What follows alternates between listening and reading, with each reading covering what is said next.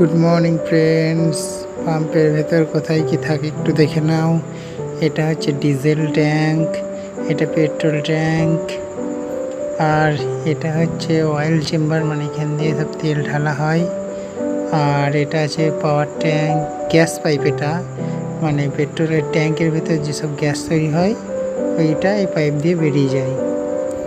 তারপর আমাদের মানে পাম্পের এই ভিউটা খুব সুন্দর, মানে একদম মাঠের মাঝখানে পাম্প।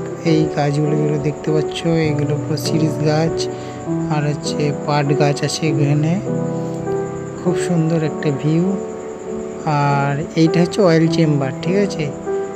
এটা পেট্রোলের, সবুজটা পেট্রোল, এটা হচ্ছে ডিজেলের, আর এই লালটা হচ্ছে পাওয়ার 95। গাড়ি আসার পর আমরা যে পাইপ দিয়ে তেলটা ঢালি সেই পাইপটা দেখাচ্ছি। এটা এই পাইপের এক মুখটা গাড়িতে লাগানো থাকে আর এক মুখটা চেম্বারে লাগানো থাকে।